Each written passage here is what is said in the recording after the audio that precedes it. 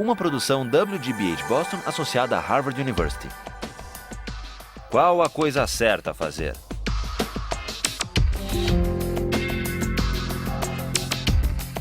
Justice, com Michael Sandel.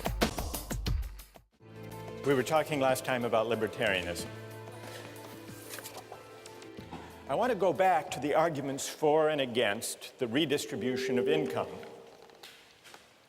But before we do that, just one word about the minimal state. Milton Friedman, a libertarian economist, he points out that many of the functions that we take for granted as properly belonging to government don't. They are paternalist. One example he gives is Social Security.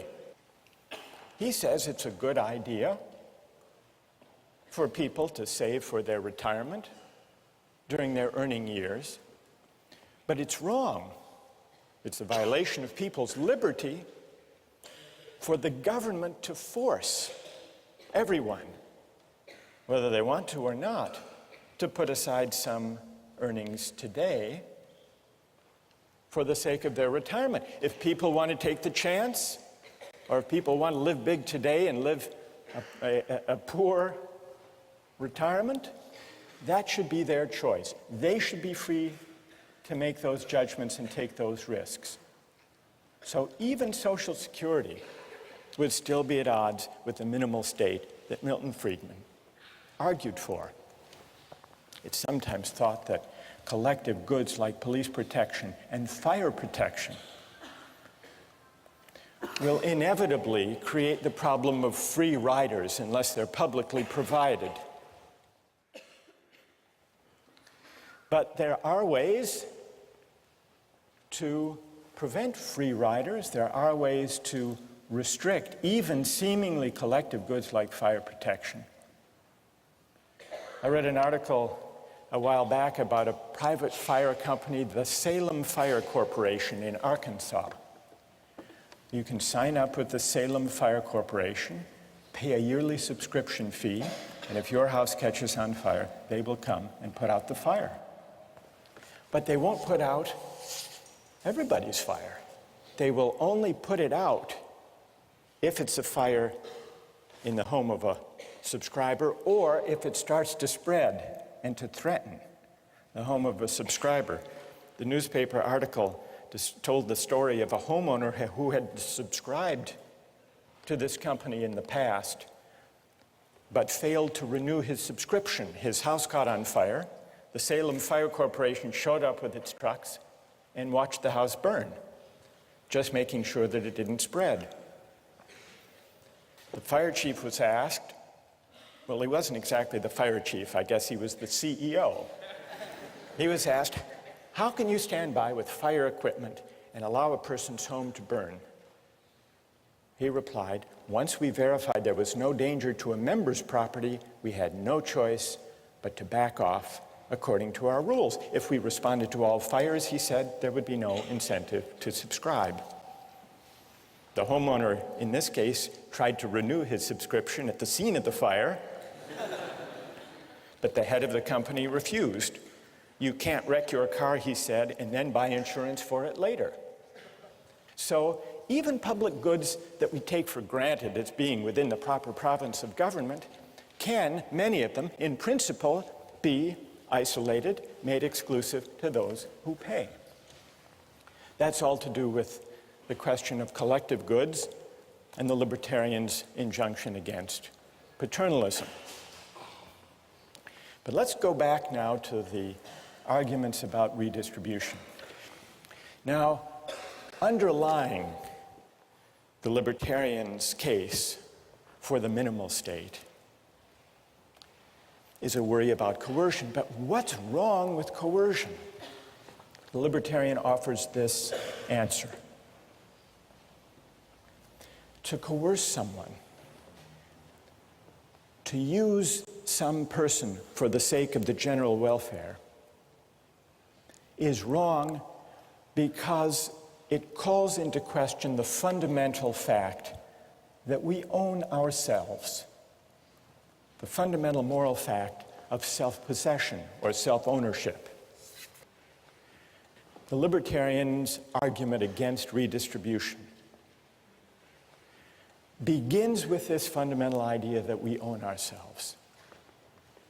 Nozick says that if the society as a whole can go to Bill Gates or go to Michael Jordan and tax away a portion of their wealth, what the society is really asserting is a collective property right in Bill Gates or in Michael Jordan. But that violates the fundamental principle that we belong to ourselves. Now, we've already heard a number of objections to the libertarian argument. What I would like to do today is to give the libertarians among us a chance to answer the objections that have been raised. And some have already identified themselves and have agreed to come and make the case for libertarianism to reply to the objections that have been raised. So raise your hand if you are among the libertarians who's prepared to stand up for the theory and respond to the objections. You are Alex Harris, who's been a star on the web blog. All right, Alex, come here, stand up, come. We'll create a libertarian corner over here. And who else? Other libertarians who will join? What's your name? John? John Sheffield. John. Who else wants to join? Other brave libertarians who are prepared to take on, yes. What's your name? Julia Roto. Julia, come join us over there. Now, while Team Libertarian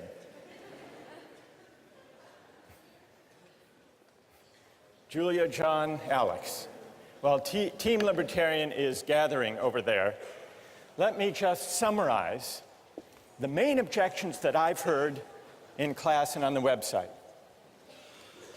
Objection number one. And here, I'll come down to, I want to talk to Team Libertarian over here. So, objection number one is that the poor need the money more. That's an obvious objection. A lot more than do Bill Gates and Michael Jordan. Objection number two, it's not really slavery to tax, because at least in a democratic society, it's not a slaveholder, it's Congress. It's a democratic, you're smiling, Alex, already. You're confident you can reply to all of these? So, taxation by consent of the governed is not coerced. Third, some people have said, don't the successful, like Gates, owe a debt to society for their success that they repay by paying taxes? Who wants to respond to the first one? The poor need the money more. All right. And you're? John. John. All right, John. What's the answer? Here, I'll hold it. All right. The poor need the money more. That's quite obvious. I could use the money. You know, I certainly wouldn't mind if Bill Gates gave me $1 million. I mean, I'd take 1,000. But at some point, you have to understand that the benefits of redistribution of wealth don't justify the initial violation of the property right. If you look at the argument, the poor need the money more, at no point in that argument do you contradict the fact that we've extrapolated from agreed upon principles that people own themselves. We've extrapolated that people have property rights. And so whether or not it would be a good thing or a nice thing, or even a necessary thing for the survival of some people, we don't see that that justifies the violation of the right that we've logically extrapolated. Good. Okay. And so that also, I mean, there still exists this institution of like individual philanthropy. Milton Friedman makes this argument. All right, so Bill Gates Chicago. can give to charity if he wants to. Right. But it would still be wrong to coerce him. Exactly. To meet the needs of the poor. Exactly. Are the two of you happy with that reply? Anything to add? All right, go ahead. Julie? I think, Julia, yes. Julia. I think I could also add, okay, I guess I could add that there's a difference between needing something and deserving something. I mean, in an ideal society, everyone's needs will be met, but here we're arguing what do we deserve as a society. And, yeah. And the poor don't deserve the benefits that would flow from taxing Michael Jordan to help them. Based on what we've come up with here, I don't think you deserve something like that. All right, let me push you a little bit on that, Julia. The victims of Hurricane Katrina are in desperate need of help. Would you say that they don't deserve help that would come from the federal government through taxation? Okay, that's a difficult question. I think this is a case where they need help, not deserve it. But I think, again, if you hit a certain level of requirements to reach sustenance, you're going to need help. Like if you don't have food or a place to live, that's a case of need. So need is one thing, and desert is another. Exactly. All right. Who would like to reply?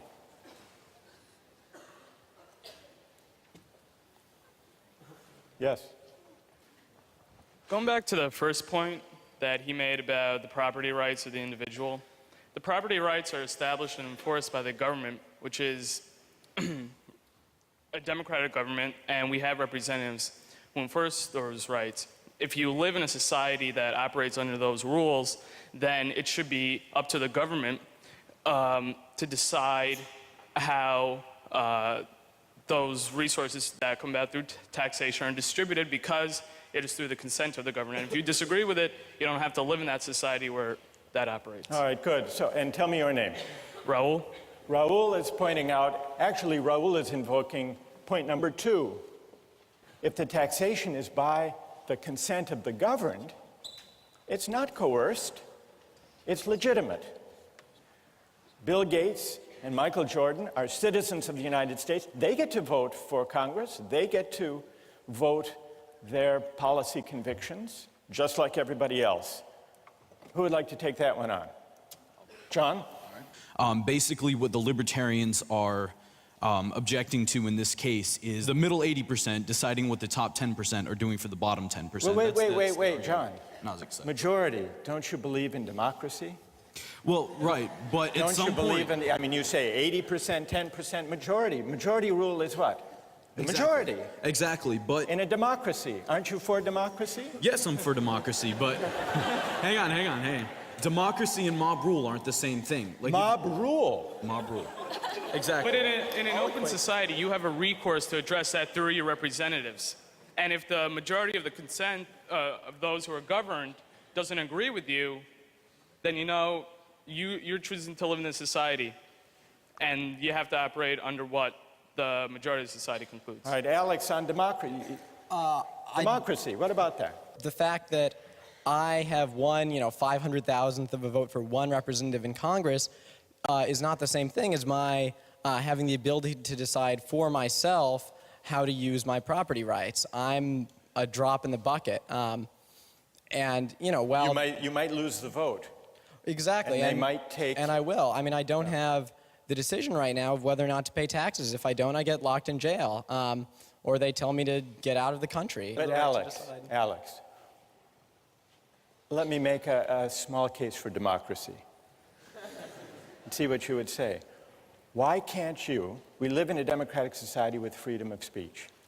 Why can't you take to the hustings, persuade your fellow citizens that taxation is unjust, and try to get a majority? I don't think that people should have to convince 280 million others simply in order to exercise their own rights, in order to not have their self-ownership violated. I think people should be able to do that without having to convince 280 million people. Does that mean you're against democracy as a whole? No, I just believe in a very limited form of democracy, whereby we have a constitution that severely limits the scope of what decisions can be made democratically. All right, so you're saying that democracy is fine, except where fundamental rights are involved. And I think you could win, if you're going on the hustings, let me add one element to the argument you might make. Maybe you could say, put aside the economic debates, taxation. Suppose the individual right to religious liberty were at stake. Then, Alex, you could say on the hustings, surely you would all agree that we shouldn't put the right to individual liberty up to a vote. Yeah, that's exactly right. And that's why we have constitutional amendments and why we make it so hard to amend our Constitution. So you would say that the right to private property, the right of Michael Jordan to keep all the money he makes, at least to protect it from redistribution, is the same kind of right with the same kind of weight as the right to freedom of speech, the right to religious liberty, rights that should trump what the majority wants. Absolutely. The reason why we have a right to free speech is because we have a right to own ourselves, to exercise our voice in any way that we choose. All right, good. All right, so there we, all right, who would like to respond to that argument about democracy being, okay, up there, stand up. I think comparing religion and economics, it's not the same thing. The reason why Bill Gates was able to make so much money is because we live in an economically and socially stable society. And if the government didn't provide for the poorest 10%, as you say, through taxation, then we would need more money for police to prevent crime. And so either way, like, there would be more taxes taken away to provide what you guys call like the necessary things that the government provides. What's your name? Anna? Anna, let me ask you this. Why is the fundamental right to religious liberty different from the right Alex asserts as a fundamental right to private property and to keep what I earn? What's the difference between the two? Because you wouldn't have, you wouldn't be able to make money, you wouldn't be able to own property if there wasn't a socially, like if society wasn't stable. And that's completely different from religion. That's like something personal, something that you can practice on your own in your own home. Whereas like me practicing my religion is not gonna affect the next person. But if I'm poor and I'm desperate, like I might commit a crime to feed my family, and that can affect others. Okay, good, thank you. Would it be wrong for someone to steal a loaf of bread to feed his starving family? Is that wrong? I believe that it is. All right, let's take a quick poll of the three of you. It is, you say yes, it is wrong. It John? violates property rights, it's wrong. Even to save a starving family? I mean, there are definitely other ways around that, and by justifying, no, hang on, before you laugh at me. That didn't work. Before justifying the act of stealing, you have to look at violating the right that we've already agreed exists, the right of self-possession and the possession of, I mean, your own things. We agree on property rights. All right, we agree at stealing, yeah, so property rights stealing. is not the issue. All right, but So why is it wrong to steal even to feed your starving family? sort of the original argument that I made in the very first question you asked, the benefits of an action don't make the action just. Do you want, what would you say, Julia? Is it all right to steal a loaf of bread to feed a starving family, or to steal a drug that your child needs to survive? I think I'm okay with that, honestly. Even from a libertarian standpoint, I think that, okay, saying that you can just take money arbitrarily from people who have a lot to go to this pool of people who need it, but you have an individual who's acting on their own behalf to kind of save themselves. I mean, I think you said from the idea of like self-possession, they're also in charge of protecting themselves and keeping themselves alive. So therefore, even from a libertarian standpoint, that might be okay. All right, that's good. That's good. All right, what about number 3 up here? Isn't it the case that the successful, the wealthy, owe a debt? They didn't do that all by themselves. They had to cooperate with other people. That they owe a debt to society, and that's expressed in taxation. You want to take that on, Julie? Okay, this one, I believe that there is not a debt to society in the sense that how did these people become wealthy? They did something that society valued highly, something that society has already been providing for them. If anything, I think everything's canceled out. They provided a service to society, and society responded by somehow they got their wealth. So Well, so be concrete. In the case of Michael Jordan, I mean, to illustrate your point, there were people who helped him make the money, the teammates, the coach, people who taught him how to play. But you're saying, but they've all been paid for their services. Exactly. And society derived a lot of benefit and pleasure from watching Michael Jordan play. I think that's how he paid his debt to society. All right, good. Who would anyone like to take up that point? Yes. I think that there's a problem here with that we're assuming that a person has self-possession when they live in a society. I feel like when you live in a society, you give up that right. I mean, technically, if I want to personally go out and kill someone because they offend me, that is self-possession. Because I live in a society, I cannot do that. I think it's kind of equivalent to say, because I have more money, I have resources that can save people's lives. Is it not okay for the government to take that from me? It's self-possession only to a certain extent because I'm living in a society where I have to take account of the people around me. So are you questioning, what's your name? Victoria. Victoria, are you questioning the fundamental premise of self-possession? Yes. I think that you don't really have self-possession if you choose to live in a society because you cannot just discount the people around you. All right, I want to quickly get the response of the Libertarian team to the last point. The last point builds on, well, maybe it builds on Victoria's suggestion that we don't own ourselves, because it says that Bill Gates is wealthy, that Michael Jordan makes a huge income, isn't wholly their own doing. It's the product of a lot of luck. And so we can't claim that they morally deserve all the money they make. Who wants to reply to that? Alex? You certainly could make the case that it is not, their wealth is not appropriate to the goodness in their hearts, but that's not really the morally relevant issue. The point is that they have received what they have through the free exchange of people who have given them their holdings, usually in exchange for providing some other service. Good enough. I want to try to sum up what we've learned from this discussion, but first let's thank John, Alex, and Julia for an excellent, a really wonderful job.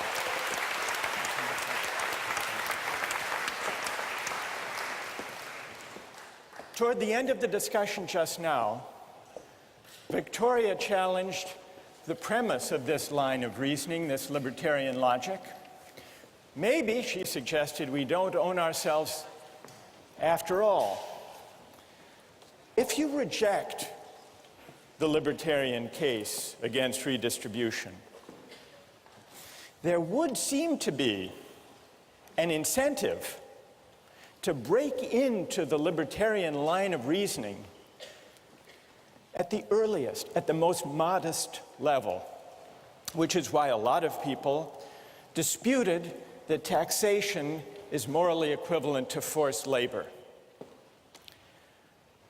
But what about the big claim, the premise, the big idea underlying the libertarian argument? Is it true that we own ourselves? Or can we do without that idea and still avoid what libertarians want to avoid, creating a society and an account of justice where some people can be just used for the sake of other people's welfare or even for the sake of the general good? Libertarians combat the utilitarian idea of using people as means for the collective happiness by saying the way to put a stop to that utilitarian logic of using persons is to resort to the intuitively powerful idea that we are the proprietors of our own person. That's Alex and Julia and John and Robert Nozick.